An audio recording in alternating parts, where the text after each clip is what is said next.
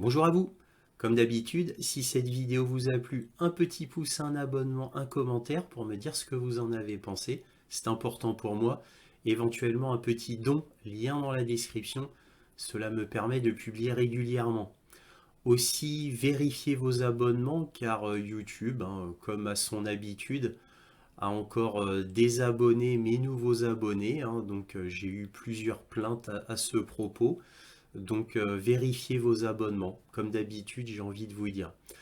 Donc là c'est le point sur l'Ukraine du 6 janvier 2024 avec comme titre principal on a enfin une vidéo d'un missile Kinjal hypersonique qui frappe une cible. Donc c'est un événement en soi parce qu'on n'avait jamais eu d'image jusqu'alors. Et bien sûr, le bilan terrible pour Kiev des deux attaques massives, extrêmement massives, même consécutives, faites par les Russes, donc qui ont atteint des objectifs militaires, bien entendu, je le précise, ce ne sont pas des attaques barbares juste pour tuer des gens, parce que sinon le bilan aurait été infiniment plus lourd, bien évidemment. Donc ça, c'était vraiment la chose importante pour l'Ukraine, c'est-à-dire le bilan après ces deux attaques massives. Alors évidemment, après ces deux attaques, l'Ukraine s'est vengée en faisant elle-même une attaque de missiles sur Belgorod avec des missiles à sous-munitions. Ça veut dire que là, pour le coup, c'est une attaque de vengeance uniquement pour attaquer des civils, puisque sinon on n'envoie pas sur une grande ville des missiles à sous-munitions, et missiles à sous-munitions qui font polémique, puisque beaucoup de pays ne les utilisent pas parce que ce n'est pas éthique, car 5 à 10% des petites bombes à l'intérieur n'explosent pas. Donc elles restent par terre et des civils peuvent la ramasser et se faire exploser. Donc en plus de cela, on utilise des missiles à sous-munitions uniquement contre des humains, c'est-à-dire des cibles, alors ça peut être des soldats, mais des civils. À la marge, on les utilise pour déminer, mais bon, c'est très très peu efficace, puisque ça ne marche que sur des mines qui ne sont pas enterrées. Donc bref, c'est très très peu efficace pour ça. Bref, c'est utilisé surtout pour des groupements de soldats, en théorie, ou dans le pire des cas, des civils.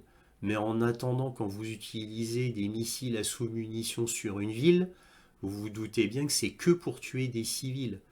Donc, à la différence des Russes qui ont fait leurs attaques massives de missiles en disant qu'ils n'ont ciblé que des cibles militaires, et qu'évidemment ils ne ciblaient pas des cibles civiles, puisque vu le prix d'un missile, puisque la plupart des missiles étaient des missiles de croisière, c'est des missiles qui coûtent une fortune, on ne les envoie pas pour détruire quelques civils ou des centaines de civils, uniquement pour se mettre la communauté internationale à dos, et en plus pour aucun gain militaire, tout en dépensant une fortune.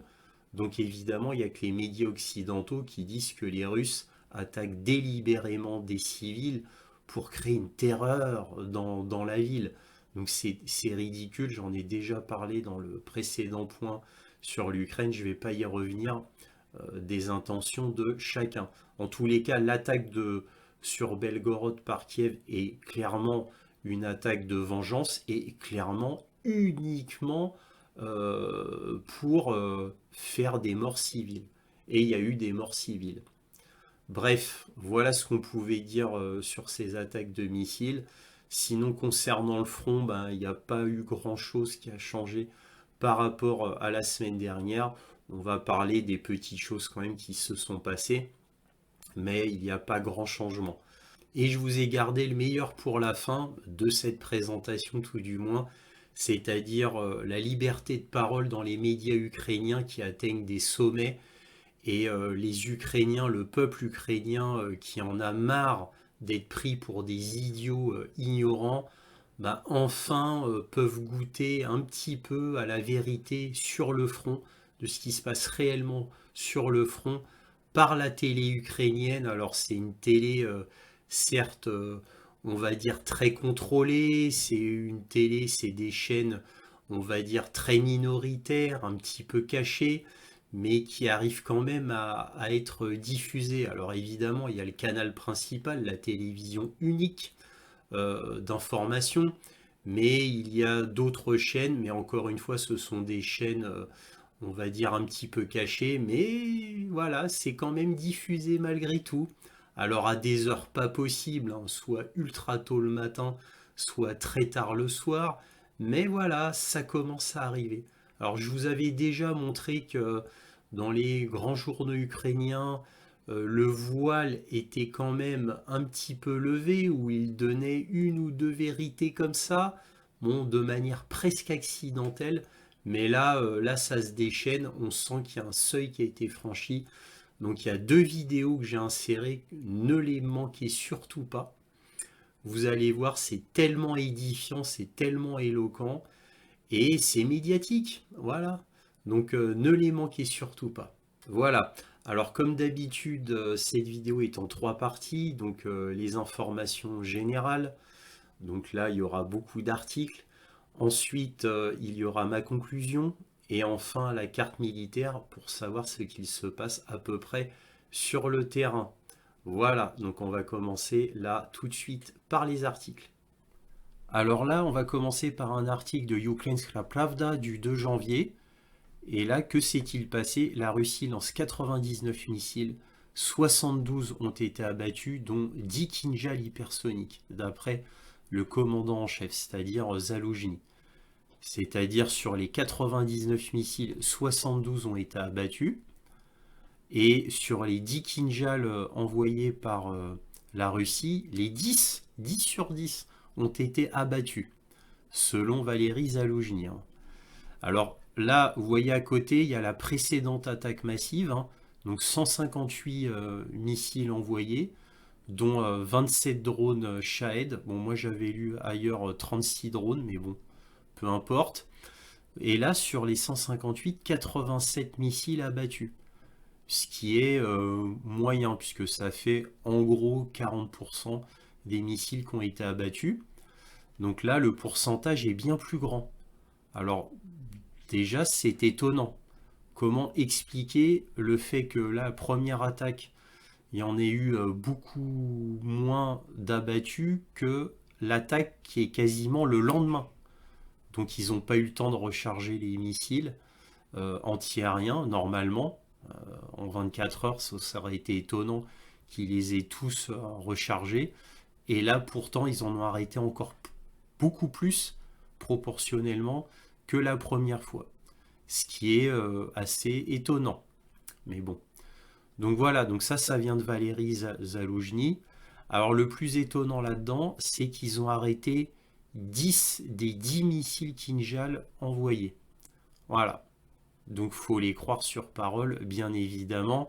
Alors cette assertion est assez ridicule, hein, puisque j'en ai déjà parlé à maintes et maintes reprises, puisque ils arrivent à détruire tous les missiles Kinjal hypersoniques, mais ils n'arrivent pas à détruire les autres missiles, quoi, tout du moins pas à 100%, mais à 40% à peu près, ou 50%, c'est-à-dire les KH-101, KH-555, KH-55, voilà, entre autres, et ils ont, et là ils disent qu'ils ont arrêté 3 des 3 missiles de croisière calibre. Voilà, donc 3 sur 3. Alors, comme par hasard, évidemment, les missiles vedettes des Russes, c'est les Kinjal et les calibres. Et comme par hasard, les deux missiles vedettes, c'est ces missiles-là, justement, qu'ils arrivent à détruire à 100%. À 100%. Par contre, les vieux missiles entre guillemets russes, beaucoup moins sophistiqués, beaucoup plus anciens, bah, eux, ils n'arrivent pas vraiment, ils ont du mal à les arrêter, à les comprendre pourquoi. Voilà, bon, je vais pas tout vous lire, là il vous dit que bon, c'est surtout des bombardiers TU-95 qui ont été utilisés pour lancer les missiles, puisque évidemment c'était des missiles de croisière. Pour on va dire quasiment tous les missiles, c'était quasiment tous des missiles de croisière. Mais bon voilà, donc je voulais insister là-dessus sur les missiles Kinjal et les missiles Calibre, hein, 100% d'arrêt. Passer à un autre article. Là, on voit dans le Kiev Post, donc un des plus grands journaux ukrainiens, on voit KH-22 russe, le missile que l'Ukraine n'a pas encore abattu. Tiens, étonnant, non? Étonnant. Donc en 2000, l'Ukraine a transféré 386 missiles KH-22 à la Russie en guise de remboursement de sa dette gazière. Depuis, ces armes ont été utilisées pour cibler des villes ukrainiennes lors d'attaques comme celle de ce matin. Ça date du 29 décembre. Donc là, c'est étonnant, on a l'Ukraine qui admet que le KH-22 n'a pas, donc aucun n'a été abattu. Aucun. Depuis le lancement de l'invasion à grande échelle, les forces russes ont tiré environ 300 missiles KH-22 sur l'Ukraine, dont aucun n'a été intercepté ni abattu, a déclaré vendredi un responsable de Kiev. S'exprimant quelques heures seulement après une attaque massive contre des villes d'Ukraine, le porte-parole de l'armée de l'air, Yuri Irnat, a déclaré que cette fusée ainsi qu'une version modifiée de la fusée faisaient probablement partie de celles qui ont réussi à franchir les défenses aériennes aujourd'hui. Voilà. Bon là il parle des morts. Donc le missile KH-22 vole à une vitesse de 4000 km/h. Il atteint sa cible principalement selon une trajectoire balistique. Des moyens spéciaux sont donc nécessaires pour l'intercepter. Nous avons besoin de systèmes antiaériens comme le Patriot. Ce n'est donc pas si simple avec ces missiles ennemis. L'ennemi a utilisé plus de 300 de ces missiles depuis l'invasion à grande échelle. Alors pourquoi je vous montre cet article qui est vraiment très intéressant? Donc ça c'est un vieux missile, donc vraiment un vieux missile, il a plusieurs décennies. Hein. Et il vole à Mach 4 en gros. Hein. Mais ils n'ont jamais réussi à en arrêter un seul. Par contre, les missiles Kinjal hypersoniques qui volent à Mach 10, eux, ils les ont tous interceptés. Tous. Étonnamment. Et je vous rappelle que il y a un système Patriot qui a été touché par un missile Kinzhal reconnu par le Pentagone, j'insiste, hein, reconnu par le Pentagone. Bon, le Pentagone a dit que ils avaient juste un petit peu abîmé le système Patriot, mais pas grand-chose. Mais ils l'avaient reconnu. Alors que, évidemment, les Ukrainiens avaient dit qu'aucun missile n'avait touché le système Patriot. Vous savez, c'était quand il y a eu l'attaque sur Kiev, où on voit ces images de missiles patriotes tirés l'un à la suite de l'autre. Donc 32 missiles avaient été tirés. Voilà. Et les Ukrainiens avaient dit que non, le missile patriote, quoi, les systèmes n'avaient pas été touchés. Le Pentagone avait dit 2 jours après, si, il a été touché par un missile Kinjal, mais il a quasiment rien, il a juste été légèrement abîmé. Voilà. Donc moi je le dis avec sarcasme, c'est juste la peinture qui s'est écaillée, hein, c'est tout. Mais bon, bref. Et ils arrivent à arrêter, comme je vous l'ai montré, trois missiles calibre. Voilà, 3 sur 3. Voilà. Qui est un missile sophistiqué. Voilà. Et là, ils n'arrivent pas à en arrêter un seul. Un vieux KH-22, ils n'arrivent pas. Alors bon, Mach 4, oui, bon, c'est rapide, c'est supersonique, certes, mais c'est beaucoup moins rapide qu'un missile hypersonique. Vous voyez? Donc, vous voyez que les Ukrainiens ont du mal à maîtriser la communication. Hein. Beaucoup de mal. Hein. Je vous avais fait 2 vidéos il y a un moment, plusieurs mois de cela, quand il y a eu la première attaque sur Kiev de missiles Kinjal. Yuri Ignat, donc lui là, avait fait une interview dans Ukrainska Pravda, et malencontreusement, il avait dit que, contrairement à ce que des responsables ukrainiens disent, aucun missile Kinjal n'a été arrêté, hein. Et en plus, c'est pas la première fois que des hauts responsables ukrainiens mentent sur le fait qu'on ait arrêté des missiles russes. C'est pas la première fois, je vais taper du poing sur la table. Ça, c'était Yuri Ignat. Alors, heureusement que j'avais fait une vidéo et que j'avais repris l'article à ce moment-là, puisque le lendemain, cet article a été supprimé. Et le lendemain, c'était oui, il est possible que des missiles Kinjal aient été arrêtés par le système Patriot. Bref, changement complet d'avis. Donc c'est pour vous dire que Yuri Ignat, il a un peu du mal avec la communication, hein, parce que là, là, ça tombe très mal, au 29 décembre, hein, voilà. Donc voilà, contradiction totale. Bref, passons. Donc là, on passe immédiatement à une vidéo qui vous montre un missile Kinjal qui frappe une cible. Alors, en fait, c'est tellement rapide que pour la première fois de ma vie, on peut même pas voir le missile. Alors, vous allez le voir de vos yeux, donc une fois en réel, une fois au ralenti. Mais ensuite, je vais vous montrer une deuxième vidéo où le ralenti est mieux fait. Et vous allez pouvoir voir, entre guillemets, le missile Kinjal. Donc, je vous laisse voir ça.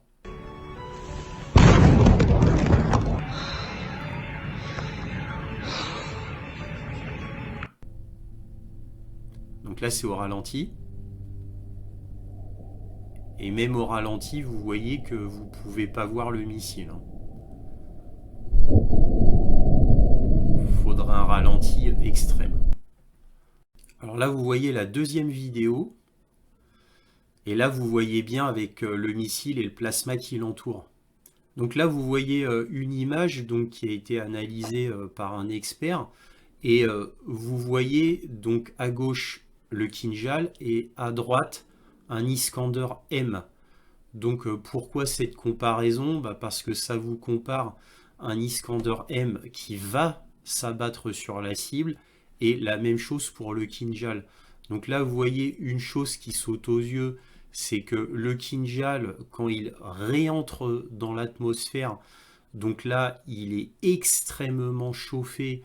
Donc vous voyez que toute la partie, on va dire la moitié du missile est noircie par les très hautes températures lors de la réentrée atmosphérique, puisqu'un missile Iskander, ça va à Mach 6 ou 7 dans sa descente au moment où il est le plus rapide. Donc il a on va dire une vitesse hypersonique quand il arrive sur la cible, mais pas de manière à rougeoyer et à faire un plasma. Voilà, ce qui est le cas du missile Kinjal qui lui, vous voyez un peu comment il est entouré de plasma, ce qui peut s'expliquer du fait que sa vitesse peut atteindre Mach 10, donc au moment où il atteint sa cible, parce qu'évidemment c'est en descente que le missile est le plus rapide, bien évidemment. Alors ce qui m'amène à revenir très brièvement sur The Kiev Post, où Yuri Ignat, le porte-parole de l'armée de l'air, disait que pour l'instant, Kiev n'avait jamais réussi à arrêter un KH-22 parce qu'il va à Mach 4, c'est-à-dire 4000 km/h. Et pourtant, voilà, 10 Kinjal arrêtés, 10 sur 10, et 3 calibres arrêtés, 3 sur 3, donc 3 sur 3, et 10 sur 10 au niveau des Kinjal. Ils les ont tous arrêtés. Voilà. C'est ce qu'il nous disait aussi hein, lors de l'attaque de Kiev. 6 des 6 missiles Kinjal avaient été arrêtés. Tous ont été arrêtés. Par contre, les anciens, ils ont plus de mal. Les vieux missiles, ils ont plus de mal. Voilà. Et les très vieux missiles, alors eux, ils peuvent même pas les arrêter, hein. Non, eux, ils peuvent pas. C'est vraiment, ils sont vraiment trop rapides, hein. C'est ce qu'il dit en plus, hein. C'est parce que le missile vote à quelques kilomètres-heure, hein. Voilà. Et pourtant, ce sont des missiles à trajectoire balistique. C'est les plus faciles à arrêter, puisque eux ne changent pas de trajectoire quand ils sont lancés. Ils ont une trajectoire balistique. Voilà. Par contre, l'Iskander M qu'on a vu à côté du Kinjal, l'Iskander M, c'est un missile semi-balistique puisqu'il peut changer de trajectoire quand il est en descente. Il peut faire un petit zigzag. Alors, ce qui est possible parce que, bon, vous avez vu Maxis Max 7. Voilà, c'est encore gérable. Donc là où c'est extraordinaire, c'est qu'un missile Kinjal, lui, peut faire des zigzags dès qu'il commence sa descente, mais des zigzags assez importants. Ce qu'un Iskander M ne peut pas faire. Bon, bref, la conclusion et les derniers mots sur les missiles, c'est quand on lit tous les rapports, on s'aperçoit que en fait, l'armée ukrainienne n'arrive pas à arrêter les missiles balistiques russes. Ils en ont arrêté aucun. Donc là, ils parlent des KH-22, mais ils n'ont jamais réussi à arrêter un Iskander M non plus, qui est la vedette des missiles balistiques russes. Et évidemment, c'est complètement ridicule de croire qu'ils ont arrêté 10 Kinjal, voilà, 10 sur 10, et 3 missiles de croisière calibre, bien que arrêter des missiles de croisière pour l'armée ukrainienne, ça par contre, oui, c'est possible, c'est tout à fait possible. 3 sur 3, je n'y crois pas. Mais les 10 sur 10 des missiles Kinjal, strictement impossible, surtout avec des patriotes américains. Hein, n'oublions pas que même le Pentagone a dit que leur système patriote avait été endommagé, entre guillemets, par un missile Kinjal. Voilà. Donc, ils n'arrivent pas à arrêter des KH-22, mais ils arriveront à arrêter tous les missiles Kinjal hypersoniques. Bon voilà, on va pas en parler pendant des heures, j'arrête là, on passe à autre chose. D'après l'agence de presse russe TASS, donc suite au bombardement de représailles ukrainiens, donc que lit-on? Le bilan des bombardements ukrainiens sur Belgorod s'élève à 14 morts, selon le ministère des situations d'urgence. 12 adultes et 2 enfants ont été tués. Donc on va pas tout lire. Juste très vite, le bilan des bombardements ukrainiens sur la ville russe de Belgorod s'élève désormais à 14 morts. Au moins 108 personnes supplémentaires ont été blessées, a déclaré à l'agence TASS un porte-parole du ministère russe des situations d'urgence. Selon des données vérifiées, 12 adultes et 2 enfants ont été tués à Belgorod. Au moins 108 personnes, donc 15 enfants, ont été blessés. Voilà, donc le centre-ville de Belgorod a été soumis samedi à un bombardement massif des troupes ukrainiennes. Une équipe du ministère russe de la Santé dirigée par le ministre Mikhail Murashko ainsi qu'une équipe de secourisme ont été détachés à Belgorod. Voilà, donc c'est ce que je vous ai dit. Là, ce qui n'est pas précisé, c'est que d'après le porte-parole à l'ONU russe, donc ils ont utilisé des missiles à sous-munitions pour faire cette attaque. Alors là, on passe à un article, encore une fois, d'un journal ukrainien, The New Voice of Ukraine, donc la nouvelle voix de l'Ukraine. Un député du Bundestag appelle au transfert immédiat des missiles Taurus vers l'Ukraine après les attaques massives russes. Je vous rappelle qu'Olaf Scholz, par 2 fois, a refusé d'envoyer des missiles Taurus, puisque leur portée est de 500 km. Donc il a toujours refusé pour éviter que l'Ukraine n'attaque directement la Russie avec. Alors pourquoi là je vous montre? Parce que c'est pas n'importe quel député qui demande ça, c'est la présidente de la commission de la défense du Parlement allemand du Bundestag, Marie-Agnès Strack-Zimmermann. Donc voilà, c'est quelqu'un d'important. Bon, c'est la seule à demander ça, mais sa voix porte. Alors nous verrons si Olaf Scholz change d'avis, ce qui est tout à fait possible. Mais bref, voilà, ça revient sur la table le coup des Taurus. Nous verrons bien. Donc là, un article vraiment étonnant, The Kyiv Independent, un des plus grands journaux ukrainiens, qui date du 2 janvier. Et pourquoi je vous dis ça? Regardez le titre. Mediazona confirme l'identité de plus de 40 000 soldats russes tués en Ukraine. Vous voyez? un média ukrainien qui reprend les chiffres de Mediazona. C'est absolument étonnant. Alors, on va pas tout lire, mais regardez, grâce à des recherches open source, Mediazona, un média russe indépendant en collaboration avec BBC Russie, a confirmé les noms de 40 599 soldats russes qui ont été tués depuis le début de l'invasion à grande échelle par la Russie en février 2022. Donc en gros 40 600 soldats russes. C'est les derniers chiffres Mediazona BBC. Vous voyez, alors je vous en parle régulièrement de Mediazona BBC, je vous ai montré plein de fois des graphiques avec le nombre de soldats, mais c'est la première fois que je le vois paraître dans un grand journal ukrainien. Vous voyez, l'ère du temps commence à changer, hein. Alors, The Kyiv Independent, pourquoi il publie ça maintenant? Pourquoi maintenant? Alors que ça fait plus d'un an, peut-être 14 mois ou 15 mois, que Mediazona BBC font régulièrement des statistiques des morts russes tués en Ukraine depuis le début de la guerre. Pourquoi maintenant, là, ils le mettent? Bah, vous allez comprendre plus pourquoi dans les articles qui vont suivre. Ça va être beaucoup plus clair. Vous voyez un changement de ton dans les médias où la vérité est demandée par les Ukrainiens maintenant. Voilà. Ils en ont marre de la propagande ukrainienne. Et vous allez comprendre vraiment mieux ça dans les articles qui suivent.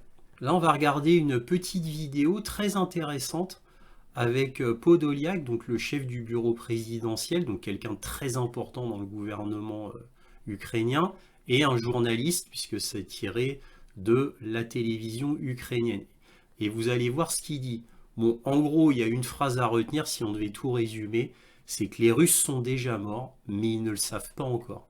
Alors vous allez voir un petit peu Podolyak, vraiment un vrai clown, hein, et un vrai propagandiste pur jus. Il n'hésite pas à paraître ridicule, hein, ça ne le dérange pas, hein. Un peu comme Zelensky. Vous allez comprendre pourquoi tout de suite. Je vais vous faire la traduction petit à petit, grosso modo. Donc là, il dit quelquefois, quand une personne est morte, Когда человек мертв, он еще этого не знает, il ne le sait pas encore, mais il est déjà mort. но он уже мертв. Вот так же с Россией. La Она même chose avec la Russie. La Russie est déjà morte, уже мертва, но она еще этого не до конца mais il ne le comprend pas encore complètement. понимает. У них нет варианта, они Ils n'ont pas beaucoup d'options. никто, они никому не нужны. Ils ne sont personne, et personne n'a besoin d'eux. Они полностью обнулены, Ils да? sont complètement vides. У них есть количество Ils ont une quantité de zombies, lesquels peuvent être envoyés зомби, au которые front, можно отправлять, к сожалению. tristement. И у них есть количество партнеров Ils ont un grand nombre de partenaires de ce type. такого типа, которые немножко Alors c'est les traductions russe-anglais, hein. Des fois c'est pas terrible, mais bon, je vous traduis ce que je lis, hein, parce que j'ai pas la maîtrise du russe à ce point-là. Donc les partenaires sont un petit peu arrogants, comme la Corée du Nord. наоборот наглеют, типа Северной Кореи, потому что, опять же, они видят, Parce que encore, ils что voient Россия там убивает, que la Russie ее за это не наказывают. tue et n'est pas punie pour Но это, cela. опять же, все Mais encore, cela s'arrêtera très закончится rapidement. очень быстро, в том числе и для Северной Кореи. Et cela inclut la Corée du Nord. Donc vous avez vu que ce message gouvernemental, puisque c'est quelqu'un de très éminent au gouvernement, est absolument grotesque et ridicule. Et en fait, c'est tellement grotesque et ridicule que vous allez voir que les Ukrainiens commencent à en avoir marre de tout cela et voudraient maintenant la vérité, au lieu des mensonges systématiques et permanents. Donc là, on va voir un article du New York Times très intéressant. Et que dit-il? C'est de la propagande d'État. Les Ukrainiens boudent les informations télévisées alors que la guerre se prolonge. Ils boudent les informations télévisées, hein, les Ukrainiens, vous allez comprendre pourquoi. Un programme d'information approuvé par le gouvernement et destiné à contrer la désinformation russe et à remonter le moral est critiqué pour avoir dressé un tableau rose de la guerre. Donc en gros, là, dans le titre, on vous prépare, le titre vous dit que les Ukrainiens en ont marre qu'on leur mente concernant le front, que tout va bien côté ukrainien. Donc là, vous voyez la chaîne d'État Je vous rappelle qu'il n'y a qu'une seule chaîne en Ukraine. Voilà. Et que lit-on? Depuis les premiers jours de l'invasion à grande échelle de la Russie en 2022, le peuple ukrainien a eu accès à une source unique d'informations télévisées. Une émission toute la journée remplie d'images de chars ukrainiens faisant exploser des positions russes, de médecins opérant près de la ligne de front et d'images politiques. Donc là, il y avait 2 points et qui disaient on voit des dirigeants qui mobilisent un soutien sans faille des pays étrangers. Bon, là, je vous fais la vraie traduction parce que c'est Google. Voilà. Donc déjà, il faut retenir une chose. Le peuple ukrainien a eu accès à une source unique d'informations télévisées depuis 2022. Déjà, il faut retenir ça. Voilà. Donc, et une émission toute la journée remplie d'images de propagande. L'émission qui s'appelle Télémarathon United News, donc déjà, j'aime bien la chaîne unique ukrainienne a un nom anglais. Bon, déjà, ça en dit long, je pense, a été un outil majeur de la guerre de l'information en Ukraine, salué par les responsables gouvernementaux qui y paraissent régulièrement pour son rôle dans la lutte contre la désinformation russe et dans le maintien du moral. C'est une arme, a déclaré en janvier dernier le président ukrainien Volodymyr Zelensky à propos de ce programme. Produit et diffusé 24 heures sur 24, 7 jours sur 7, par les plus grandes chaînes de télévision du pays. Mais, après 2 ans de guerre, les Ukrainiens se lassent du télémarathon. Ce qui était autrefois considéré comme un outil crucial pour maintenir l'unité du pays est aujourd'hui de plus en plus ridiculisé et considéré comme un simple porte-parole du gouvernement. Vous imaginez un peu là ce que dit le New York Times? C'est fort, mais c'est exactement ce que je vous dis depuis 1 an et demi, plus d'1 an et demi. Vous voyez? Enfin c'est dit. Vous vous rendez compte, après tout ce temps, le New York Times enfin parle de cette chaîne. Moi, ça fait 1 an et demi, plus d'1 an que je vous le dis. Et que je vous montre des choses comme les petits encarts que vous avez vus précédemment. Ça fait 1 an et demi que je vous le dis à peu près, que je vous le montre. Et là, le New York Times se réveille que maintenant. Vous voyez, ça rejoint le changement, ça y est. Même dans les médias ukrainiens, il y a un changement.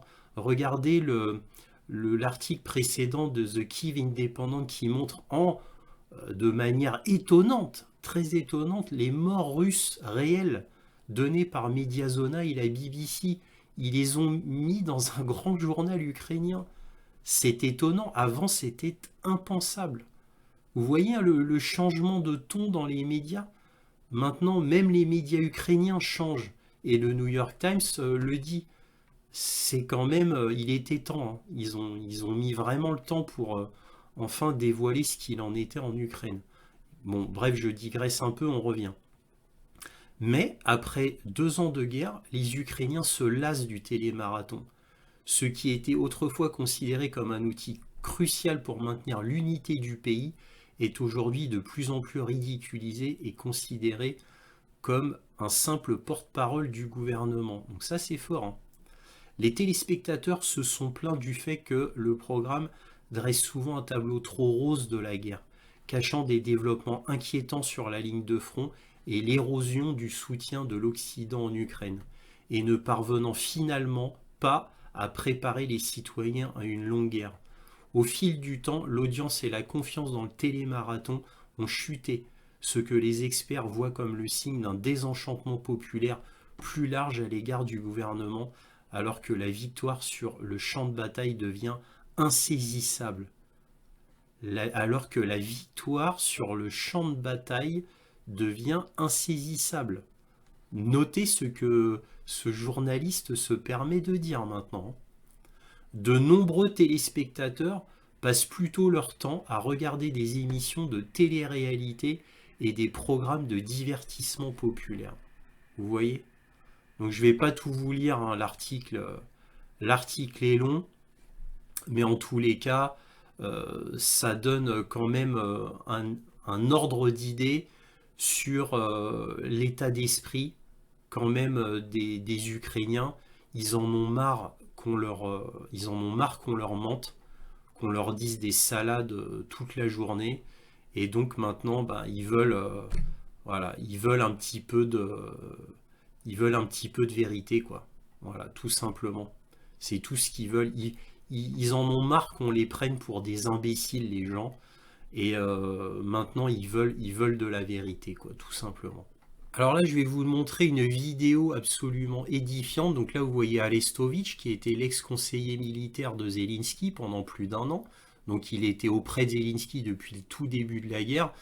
À maintes et maintes reprises, je vous ai déjà parlé de ce personnage dont les rumeurs disent qu'il serait en train de faire un coup d'État, peut-être avec l'aide de Zaloujny, ou tout du moins Arestovic de son côté et Zaloujny de l'autre, pour faire un coup d'État. Ce ne sont que des rumeurs.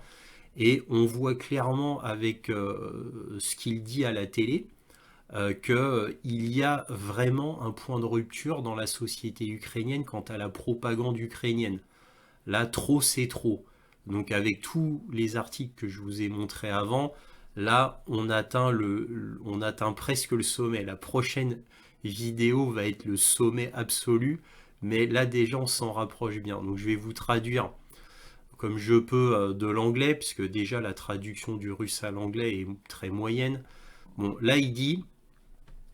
vous voyez, quand vous dites hey, regardez, notre ennemi fait des décisions efficaces et nous ne le faisons pas, on vous répond, alors c'est les bien-pensants, les médias ukrainiens, bref, ceux qui sont totalement dans la propagande ukrainienne, on vous répond oh, tu es un espion russe. То есть ты говоришь, смотрите, наш противник принимает эффективное решение, мы не принимаем, ты российский шпион. Ты говоришь, значит, что посмотрите, они... Et quand vous dites, hey, regardez, les Russes, donc ils, font quelque chose d'intelligent ici, ici et ici, ils disent, bon, toujours les autres, ah, ça veut dire que tu es de Moscou toi-même.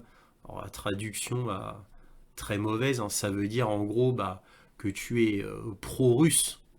Они сделали умное вот там, вот там, вот там, значит, ты московский этот самый. И доходит до того, как говорит Датюба, что... Et quand on vient à un point où n'importe quelle pensée saine et qui est une pensée critique sur le gouvernement ukrainien, immédiatement on vous marque comme un espion russe. То любая трезвая мысль, любая критическая мысль тебя сразу записывает в российский шпион. Это люди не понимают. Donc les gens ne comprennent pas le signal qu'on leur donne. Quelle est la commande cachée dans cela? Какой сигнал они дают, какая скрытая команда. Все, что умное здесь, критичное. Tout ce qui est intelligent ici, critique, de pensée, d'auto-réflexion, automatiquement appartient à la Russie. Donc il veut dire à chaque fois que quelque chose qui est une réflexion intelligente, critique, d'auto-réflexion, automatiquement ça appartient à la Russie. Саморефлексивное автоматически принадлежит России. То есть когда умный украинец становится... C'est-à-dire un Ukrainien intelligent devient un Russe quand il a des critiques, des critiques contre la propagande ukrainienne ou contre le gouvernement ukrainien. Donc là, c'est ce qu'il est en train de dire. En gros, quand on critique le gouvernement ukrainien, on devient un Ukrainien intelligent. Mais par là, on devient un Russe. Alors, comme ils le mettent, comme ils l'écrivent dans les chats, est-ce que vous comprenez cela? С русским, как нам пишут в чатах, понимаете, да? Кто этот тренд создал? Qui a créé cette tendance? Les gens qui ont imposé un bannissement de la réflexion et un bannissement de la compréhension. Это люди, которые наложили запрет на мышление и запрет на понимание. У нас есть силы, у нас есть силы, которые... Alors, Nous avons des forces, des puissances en réalité, donc il y a des puissances qui nous ont imposé un bannissement de la compréhension et un bannissement de la réflexion. Наложили запрет на понимание. Ils pensent que tout doit être autour du rapprochement de la communauté, qu'on doit agir comme un seul homme. Образование общества. Причем самое интересное, что и De plus, la chose la plus intéressante est que ces mêmes forces sont les mêmes générateurs de discorde. эти же силы, они являются главными разгонятелями срачей. Principaux générateurs de discorde. Quelle est la situation ici? У нас же какая ситуация? Что те, кто Ceux qui font des désaccords grâce à des techniques politiques сделал срачи политтехнологии, технологии успеха по разным критериям, selon différents critères, ce sont les mêmes personnes qui appellent à le plus d'unité. они же больше всего призывают к единству. То есть такое абсолютное Ceci est une absolue et complète hypocrisie. цельное лицемерие. Для них не раскалывать.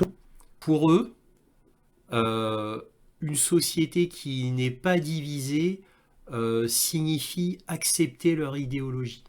Общество — это значит принять их идеологию, перестать быть свободным человеком, Cesser d'être une personne libre et de perdre l'habilité, de perdre la capacité de parler librement. и потерять способность свободно говорить.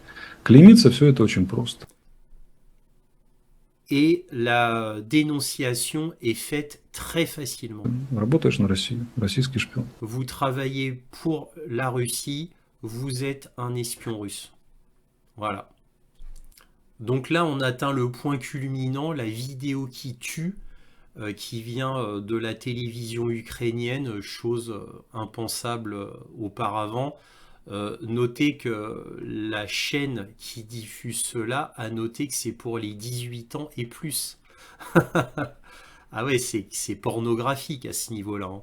Parce que, bon, ils ont pris leurs précautions quand même, hein, 18 ans et plus. C'est une émission qui présente des soldats revenus du front et qui répondent aux questions d'étudiants dans la salle. Et vous allez voir la question et les réponses, c'est plus qu'édifiant, quoi. C'est à tomber par terre. J'ai envie de vous dire de rire parce que enfin la vérité est dite très crûment à ces jeunes-là. Donc là, je vais vous faire la traduction. Хотілося запитати, яке в середньостатистичного кацапа спорядження і наскільки гірше воно від нашого? Alors là, il demande, mais l'équipement des Russes, que le Katsap c'est l'équipement russe moyen, combien il est pire par rapport à votre équipement à vous, donc l'équipement militaire ukrainien. Sous-entendu, à la télé, on nous dit que l'équipement russe est complètement pourri, ils sont habillés en haillons, bon, j'exagère un peu, mais en gros, on vend à la société ukrainienne que l'équipement russe est complètement pourri. Donc là, il demande, mais à combien, donc à quel niveau l'équipement russe est pourri par rapport à l'équipement ukrainien? Хто сказав, що воно гірше? Qui vous a dit que c'était pire, l'équipement russe? Qui vous dit ça? Арестовича переслухав. Ну просто Et là, il dit Aristovitch bon, est passé par là. Alors, c'était du temps où Aristovitch, quand il était conseiller du président Volodymyr Zelensky, Aristovitch, pendant un an, il disait ça. Hein. Donc, alors maintenant, il a changé complètement. Mais avant, il était connu pour lancer la propagande, Aristovitch. таке враження склалось у більших, ніби вони Là, ouais, vous savez, il y a une impression que la plupart des Russes, quand ils tirent avec des à AK, donc des Kalachnikov, ils le font avec des haillons. Bah, vous voyez, c'est ce que je vous ai dit, c'est-à-dire avec des pauvres vêtements tout pourris. З ржавими АК Це стріляють. дивіться, І телемарафон страйкболь- про Alors, il dit, le soldat répond, écoute, c'est la TV Marathon News. Vous savez ce dont on parlait? C'est la TV Marathon News. Tu as, tu as juste besoin d'éteindre ça à la maison et la réalité viendra. Et elle viendra en un flot massif. Donc là, il a calmé le jeune direct. Donc il lui dit d'éteindre TV Marathon et la réalité va revenir à lui comme un flot massif. просто дома треба вимкнути. І Ага. далі все піде, якась реальність буде виватися в маси. Так, а можна мозок. я скажу? Alors, un autre soldat qui dit je peux dire quelque chose, je veux le dire, tu sais. От я його прям захотів, Опа. знаєте. Да.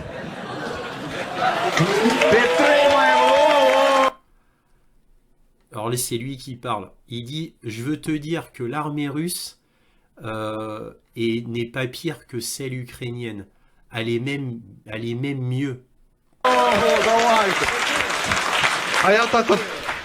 А я тобі скажу, що російська армія нічим не гірша української, навіть краще. Технологічно Leur technologie est plus puissante. Et d'une, оснащеніша, раз. Більше техніки, два. ils ont plus d'équipements. De deux, de meilleures armes, meilleur équipement que les Ukrainiens. Краща зброя, краще спорядження, ніж української. Що ви взяли, що вони Mais pourquoi pensez-vous qu'ils ont un pire équipement que nous? гірші? Це знаєте, навіть не Tu sais, même ce genre d'humiliation vient aussi à nous. Nous aussi, nous sommes humiliés. Bon, parce qu'il nous arrive sur le terrain, c'est ça qui veut dire. приниження якесь виходить наше. Типа, хулі ви воюєте з Vous pensez que nous nous battons contre des laquais, en gros contre des sous-fifres, des mauvais soldats, quoi, en gros, hein, ça qui veut dire. плохами. Ну Ви да. нічого не можете зробити. А Qu'ils ne peuvent rien faire. вони ж тому, що вони сильніші En fait, c'est parce qu'ils sont plus forts que nous. 2 нас. года Це уже. об'єктивно. Cela fait déjà 2 ans. Et ils ont un meilleur équipement, un meilleur programme d'État pour l'équipement et la logistique de l'armée. І мають краще спорядження, і кращі державні програми по спорядженню і забезпеченню армії. І не треба недооцінювати Et il ne faut surtout pas sous-estimer l'ennemi. противника. Це дуже серйозний C'est un ennemi très sérieux, противник. Серйозніший, ніж більшість армій bien plus sérieux que la plupart des ennemis dans le monde. світу. А відношення до них Et l'attitude envers eux que l'on a, c'est se comporter comme de véritables crétins. Bon, je vous traduis pas ce mot-là, hein. як до долбойоби, вілахов, так це ми. Avec ces genres d'attitudes, on passe pour des crétins et c'est comme ça qu'on voudrait les avoir en passant pour des crétins. Виходимо як долбойоби і лохи, яким таким, блядь, пройобує. От в чому правда. Ça, c'est ça la vérité. Да. Donc vous n'avez pas besoin de faire quoi que ce soit. Merde. Треба не хуйньою займатися, блядь. Жестко. C'est dur, dans le sens... là, ce que tu viens de dire, c'est dur quand même, hein. Жить C'est интересно. intéressant à vivre. Très Жир, intéressant à блядь, vivre. Mais c'est rude ce que tu viens de dire quand même, c'est rude. Bref, vous voyez que ce genre de vidéo commence à apparaître dans les médias ukrainiens. Ça, c'est tout nouveau. Les soldats commencent à parler à l'antenne, carrément, alors qu'avant, ils risquaient leur vie de faire ce genre de choses. Et de toute manière, avant, ils n'auraient même pas pu passer à l'antenne pour dire ce genre de choses.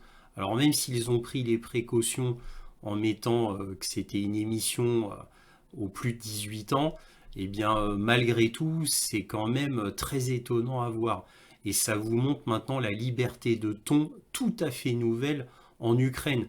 La réalité est devenue tellement écrasante aux yeux de tous que déjà les médias occidentaux ont changé totalement de narratif du fait de la défaite totale de l'Ukraine et qui se prolonge. Hein. C'est une défaite au ralenti, comme je vous l'avais déjà dit. J'avais dit en titre que c'est une interminable défaite.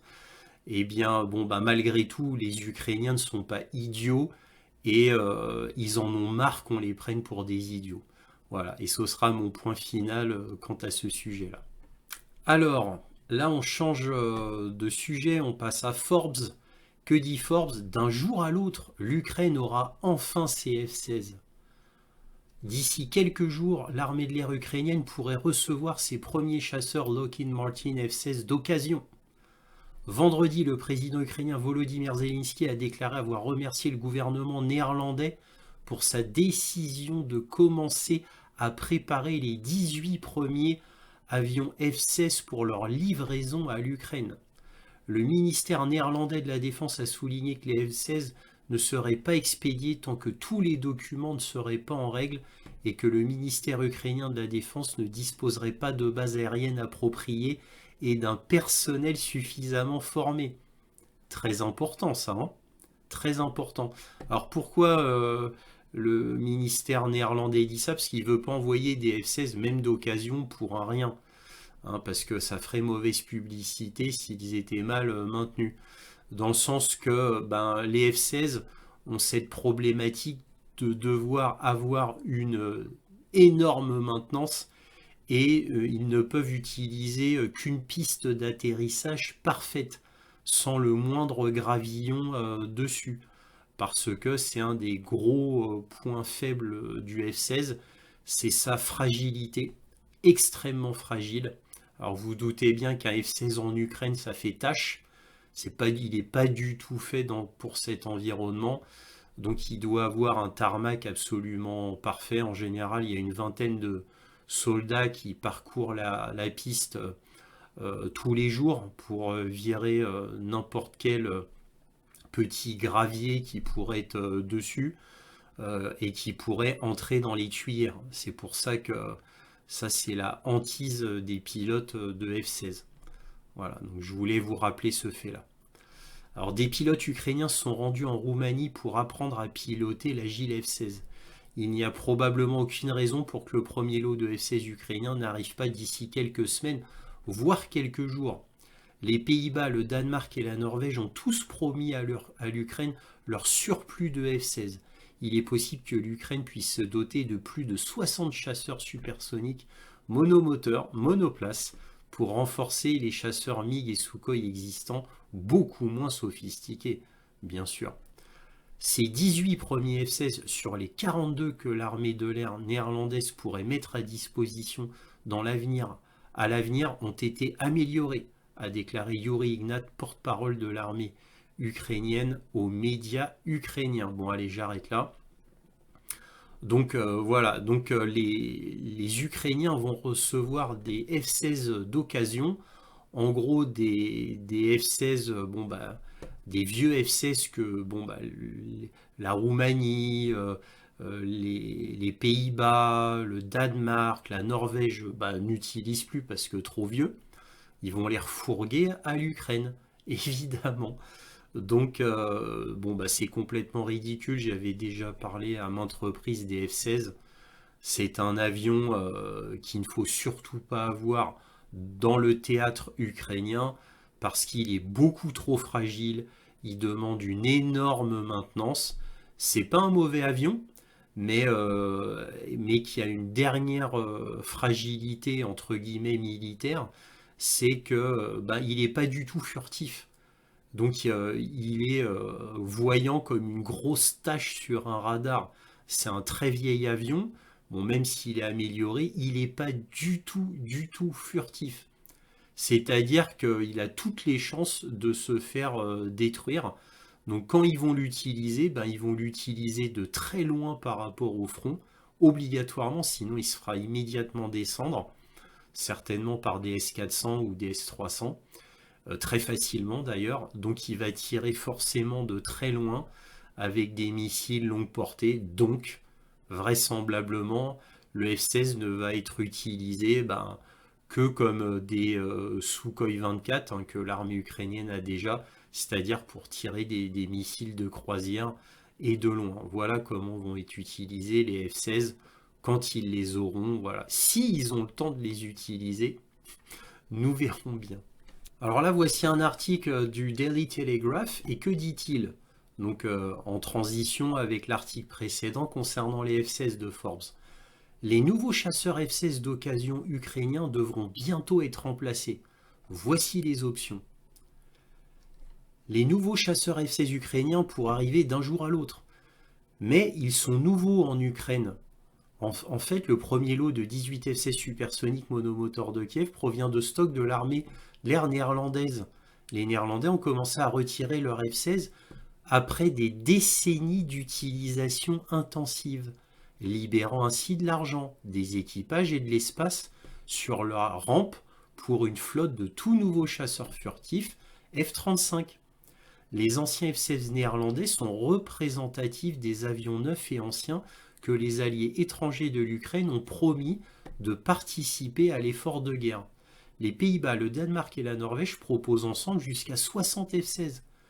Tous les jets, c'est-à-dire les F-16, ont environ 40 ans. Alors là, c'est là que ça devient vraiment très drôle. On refourgue à l'Ukraine des vieux avions qui ont été utilisés intensivement pendant 40 ans, et on les refourgue à l'Ukraine après des décennies d'utilisation intensive. Voilà. Bon, après, c'est du blabla. Ils disent oui, mais ils ont été améliorés, les F-16, etc., etc. Mais bon, je ne vais pas répéter ce que j'ai dit précédemment. Mais vous avez vu ce qu'on refourgue à l'Ukraine.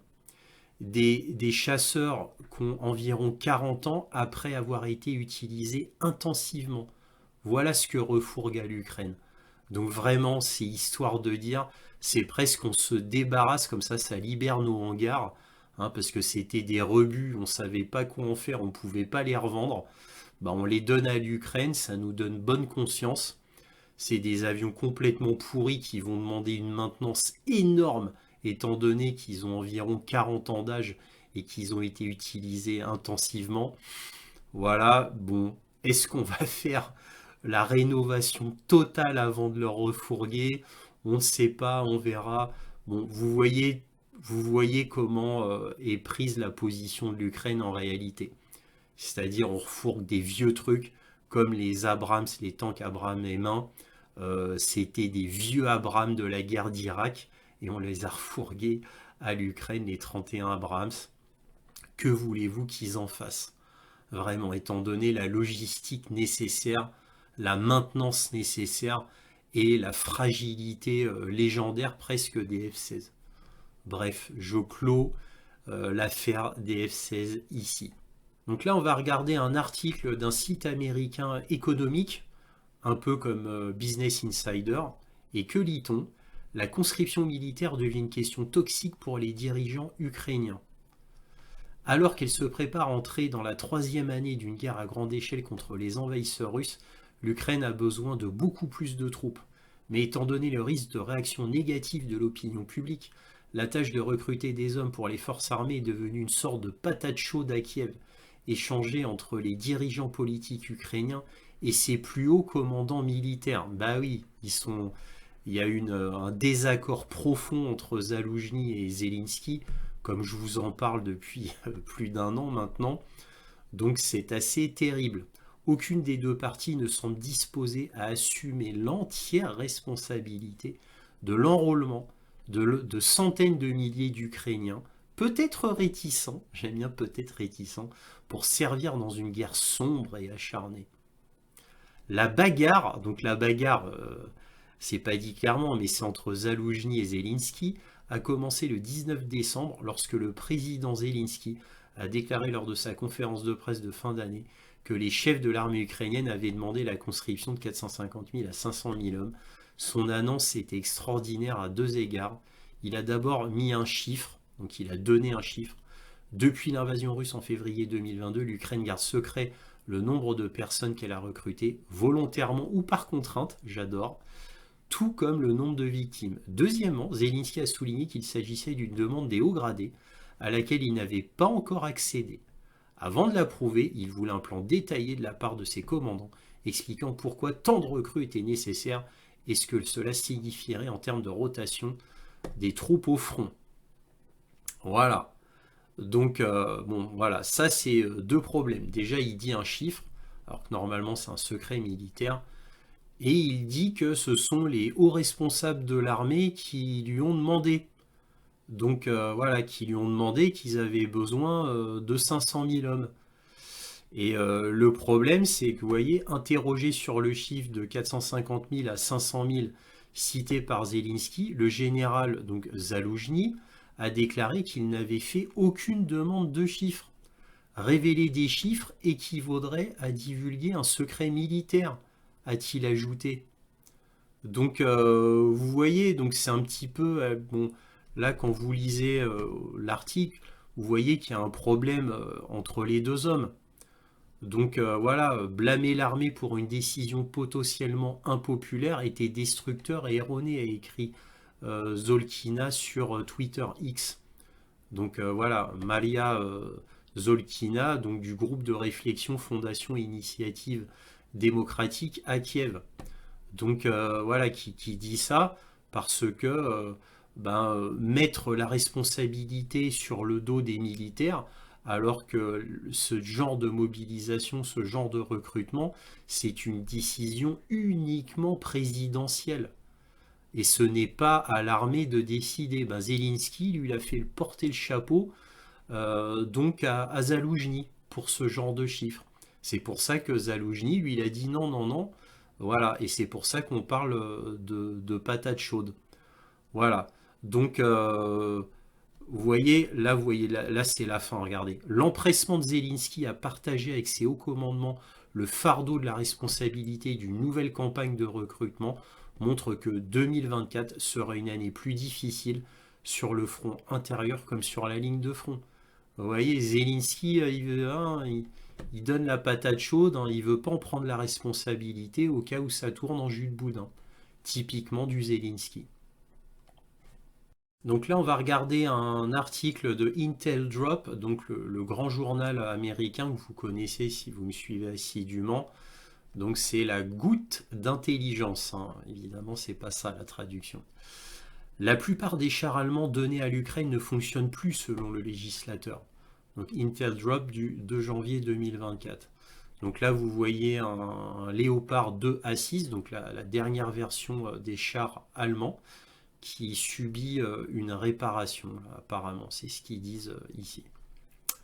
Bon, que dit l'article? Très peu de chars de combat Léopard 2A6 donnés à l'Ukraine par l'Allemagne restent en service, a affirmé le député vert Sébastien Schaffer. De nombreux chars ont été endommagés au combat et les pièces de rechange seraient rares, a-t-il ajouté. Berlin a annoncé la livraison de 18 chars Léopard 2A6 à l'Ukraine en mars dernier, après des mois de plaidoyer de la part de Kiev. Salués comme révolutionnaires par les experts pro-ukrainiens, les chars 2A6 sont parmi les plus modernes de l'arsenal allemand. Cependant, la plupart sont actuellement inertes dans un atelier de réparation en Lituanie, a expliqué Schaeffer dans une lettre adressée cette semaine aux sociétés d'armement Rheinmetall et Krauss-Maffei-Wegmann, KMW, consultées par l'agence de presse allemande dpa. Malheureusement, il faut noter que seul un très petit nombre de chars de combat livrés peuvent désormais être utilisés par l'Ukraine, a écrit Schaeffer, expliquant qu'il y avait un besoin urgent d'agir pour acheminer les pièces de rechange vers le centre de réparation lituanien et remettre les chars en action. Outre les dommages subis au combat, de nombreux chars sont hors de service en raison de l'usure, tandis que certains ont été encore plus endommagés par des mécaniciens ukrainiens qui tentaient de les réparer, a-t-il ajouté. Ça, c'est rigolo, hein. Donc vous voyez, des mécaniciens ukrainiens qui ne sont pas des connaisseurs ont en fait plus endommagé les chars plutôt que de les réparer. Voilà, en essayant de les réparer eux-mêmes. Vous voyez, comme quoi en plus, il faut des vrais experts allemands pour pouvoir maintenir ces chars allemands qui sont très sophistiqués. Vous voyez? Ça, c'est le genre de truc qu'on vous dira pas, ça. Voilà. Heureusement que, bon, bah, il y a ce média américain qui en parle. Heureusement. Bon, vous voyez, ça en dit long sur l'état exact, en fait, de ce qu'on donne entre les vieux chars Abrams qu'on a donnés, qui datent de la guerre d'Irak et qui ont une maintenance folle et qui consomment de l'essence, quoi, du kérosène de manière complètement folle. Bah oui, c'est un turbomoteur, c'est comme un moteur d'avion qui est à l'intérieur des Abrams. Plus les 2A6, plus les vieux F-16. Bon, tout cela vous montre que c'est ridicule et que ce que donnent les États-Unis et l'Europe, c'est pour se donner bonne conscience et pour alimenter, on va dire, les médias occidentaux pour dire, bah regardez, on aide toujours l'Ukraine, on aide toujours l'Ukraine. Mais ils l'aident de manière, on va dire, complètement hypocrite, une hypocrisie absolue, comme le disait Aristovitch précédemment. C'est totalement hypocrite et ridicule, et l'Ukraine sait très bien qu'elle a du mauvais matériel, mais elle ne peut pas le dire aux médias, bien évidemment. Alors que peut-on dire en conclusion? Eh bien tout d'abord, enfin on voit un missile hypersonique Kinjal qui atteint sa cible, on le voit physiquement, ça a été filmé ironiquement par une Ukrainienne, on voit qu'il est rougeoyant du fait de sa vitesse incroyable, de l'ordre de Mach 10 à peu près, donc il est entouré de plasma. Et je vous ai fait la comparaison avec un Iskander M qui lui donc a été pris en vol près d'une cible à peu près au même moment que le missile hypersonique Kinjal. Et vous voyez que ça n'a rien à voir parce que les vitesses n'ont rien à voir. Donc là, ça prouve encore une fois que le missile Kinjal est bien réel et atteint bien une vitesse extraordinaire d'environ Mach 10. Là, la vidéo le prouve. Autre événement important, bah, on a les deux attaques coup sur coup massives de missiles russes, pour la plupart des missiles de croisière, je ne vous compte pas les quelques dizaines de drones, qui ont fait des dégâts terribles dans les grandes villes ukrainiennes, donc Kiev, Lvov, Dnipro, Odessa, Kharkov, etc. Donc évidemment, là, j'ai eu plus de renseignements. Donc des cibles importantes militaires, surtout sur Kiev, ont été atteintes, dont une usine de fabrication de drones. Donc les pertes ont été terribles, et sans compter évidemment les infrastructures fournissant de l'électricité, bien sûr. Donc les chiffres donnés par Kiev d'arrêt des missiles de croisière, bon, sont comme d'habitude fantaisistes. Aussi le fait qu'ils aient arrêté 10 missiles Kinjal sur 10, donc qu'ils les ont tous arrêtés du 100%, tout ça est du plus haut grotesque, bien évidemment. Donc bon, par contre, on ne sait pas exactement en réalité combien de missiles ils arrivent à arrêter, étant donné que la propagande est tellement excessive. Bref, en tous les cas, les résultats sont là. Le fait qu'ils n'en aient pas arrêté beaucoup, ça c'est certain, étant donné les images de destruction que j'ai vues sur Telegram de Kiev, de Lvov, de Dnipro, d'Odessa et de Kharkov. Donc les images sont là, tout simplement pour prouver que bon, bah, l'arrêt des missiles est de moins en moins grand côté ukrainien, sans surprise, parce qu'évidemment leur système antiaérien depuis le temps ne cesse de s'épuiser. Alors certes, à chaque fois, ils ont des renforts de missiles envoyés par l'Occident, mais ces missiles, leur nombre baisse de plus en plus. Et bah, évidemment, remplir on va dire, les systèmes antiaériens vides prend de plus en plus de temps, parce qu'il y a de moins en moins de monde pour cela. La logistique ne suit plus, parce que évidemment, les missiles russes sont là, font des morts hein, dans les soldats qui s'occupent de la logistique, surtout qu'il y a des centres de logistique justement qui arment les systèmes antiaériens qui ont été touchés, pas que les drones. Il y a aussi des dépôts de munitions qui ont été touchés, il y a des centres de commandement qui ont été touchés, principalement à Kiev et à Lvov. Donc beaucoup d'officiers de l'OTAN sont morts, je vous le rappelle. J'ai déjà fait la semaine dernière une vidéo là-dessus. Donc là encore plus, évidemment. Donc ce qui prouve aussi que le système de renseignement russe est extrêmement efficace.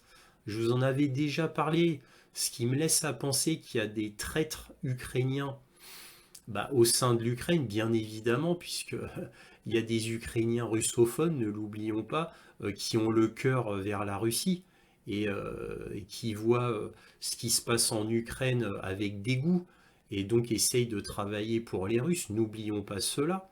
Et d'un autre côté, en Russie, il y a des Russes pro-ukrainiens qui font des actes de sabotage. Voilà, ça existe aussi, donc il y en a des deux côtés au final. Et enfin, le meilleur pour la fin, la propagande ukrainienne qui ne cesse de s'affaiblir devant la réalité. La réalité, elle est là, le mur des réalités, les médias ukrainiens s'y écrasent. Et j'ai envie de vous dire que les médias occidentaux s'y écrasent tous, maintenant. Donc voilà, ce que je vous dis depuis 1 an et demi, et même plus, est là. Voilà, ça y est, c'est enfin admis. Les faits sont tenaces, comme on dit. Et la réalité, on ne peut pas l'ignorer éternellement. Au bout d'un moment, il faut y faire face. Et les Ukrainiens ont découvert très tardivement qu'ils ont été roulés dans la farine depuis près de 2 ans. Et ça continue toujours, bien sûr, mais de moins en moins. Maintenant, les Ukrainiens se rendent compte qu'ils sont pris pour des idiots. Et de plus en plus. Donc là, il y a un réveil qui est en train de se faire chez les Ukrainiens qui prend de l'ampleur. Faut espérer qu'ils se réveillent totalement. Et si ce réveil devient vraiment total, eh bien peut-être que les Ukrainiens comprendront enfin que les Russes, contrairement à ce que dit la propagande depuis 2 ans, n'est pas leur ennemi mortel, mais tout simplement leurs frères, et que les Russes veulent simplement chasser ce gouvernement ultra corrompu, effectivement avec des néo-nazis dedans, très clairement, et chasser aussi les néo-nazis de l'armée ukrainienne. Bref, les débarrasser des brebis galeuses qui corrompent l'Ukraine massivement. Donc les Ukrainiens, ils finiront, je l'espère et je le crois, par comprendre tout cela, et à la fin des fins, cela permettra une réconciliation et ils redeviendront à nouveau frères et la paix donc arrivera forcément au bout du chemin. Voilà, il faut l'espérer. Et ce sera ma conclusion, on va passer à la carte militaire. Alors voici la carte militaire. Comme vous pouvez le voir, elle a bien changé. Alors elle vient d'un site que je ne peux pas nommer, pour des raisons évidentes, mais bon, vous le comprendrez quand j'aurai fini avec la carte militaire. Donc là, vous voyez, cette carte est très précise, puisque là, vous voyez représenter la Transnistrie avec sa capitale Tiraspol. Donc évidemment, il n'y a que sur certaines cartes que encore une fois, je ne peux pas nommer, que vous avez tous les détails. Là, vous avez les limitations, les délimitations administratives de tous les oblasts. De tous les oblasts, les 4 qui sont maintenant russes. Donc vous avez les délimitations administratives, c'est-à-dire que c'est ce qui resterait à prendre aux Russes afin de dire, voilà, les 4 oblasts qu'on a dit que c'était russe, il reste encore tout ça à prendre. Donc il y a encore du travail pour l'armée russe. Donc, bref, revenons à nos moutons, les nouvelles du front. Alors, ce qui s'est passé sur Klinky, là vraiment, je dois dire, c'est vraiment désolant. C'est d'une tristesse infinie. Pourquoi ? Parce qu'ils envoient toujours des Ukrainiens sur Klinky à traverser le Dniepr. Donc ils se font perpétuellement massacrer. C'est d'un tel grotesque, on a l'impression d'être dans un dessin animé de Tex Avery, quoi. C'est d'une tristesse infinie. Donc ils se font massacrer, les pauvres soldats ukrainiens se font massacrer et ils continuent d'en envoyer. C'est ça dépasse mon entendement, c'est incompréhensible. Bon, vous allez me dire, je vous dis ça depuis près d'un an et demi, ces opérations de reconnaissance offensive, je ne sais pas comment les appeler.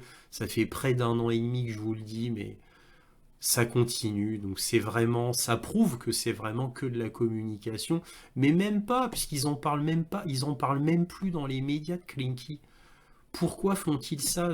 C'est bon, bref, passons à autre chose, parce que c'est tellement absurde. Donc là, on va parler de la région d'Orerov, hein, qui est ici. C'est la fameuse région où il devait y avoir la grande percée qui devait atteindre Tokmak, ensuite Melitopol. Tokmak, c'est là. Et là, vous voyez Krabotino, hein, là, il y a Verbové qui est juste à côté, qui n'est pas marqué là. Mais vous voyez Krabotino donc, est prise. Hein, voilà. Voilà. Donc ça, c'est à jour comme carte. Quoi. Voilà, c'est à jour comme carte. Bon, je vous dis tout de suite, c'est une carte pro-russe. Hein. Je vous le dis quand même. Mais c'est pro-russe certes, mais ça vient d'un grand site de référence quand même. Encore une fois que je ne peux pas nommer. Donc là, vous voyez la région d'Ougledar. Donc là, de manière très impartiale, elle est toujours pas prise, hein, comme je vous le disais toutes les semaines. Donc Ougledar, les Russes ont du mal, hein, mais ils essayent de faire un contournement vers le nord. Bon, ils ont un petit peu de mal, hein, faut dire ce qui est. Malinka, je vous en ai déjà parlé, on va pas revenir dessus. Là, il y a la grande ville de Donetsk qui a été attaquée, encore une fois, donc sur des zones civiles, comme tous les jours, hein, rien, c'est toujours la même chose. Donc bref, passons.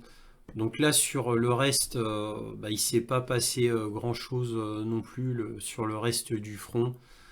Dans le nord, bon, ça avance, hein, les Russes avancent toujours. Hein, là, même ici, hein, sur Sivelsk, ben, ça continue d'avancer très très légèrement côté russe, mais vraiment, il se passe vraiment pas grand-chose.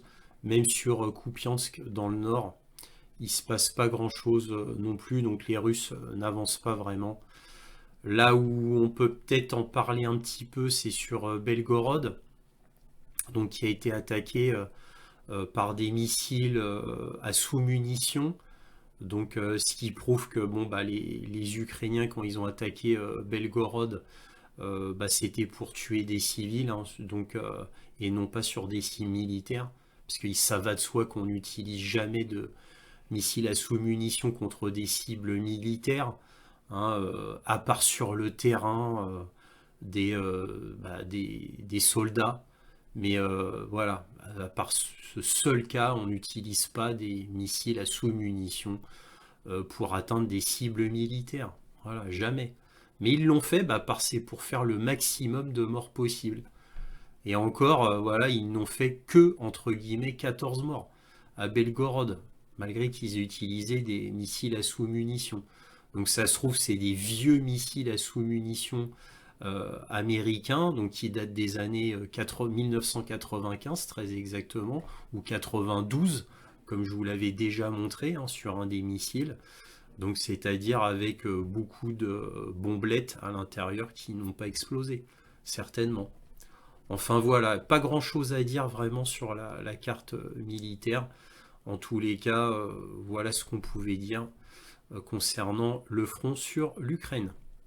Voilà, c'est fini. Si cette vidéo vous a plu, un petit pouce, un abonnement, un commentaire, c'est important pour moi. Éventuellement un petit don, lien dans la description.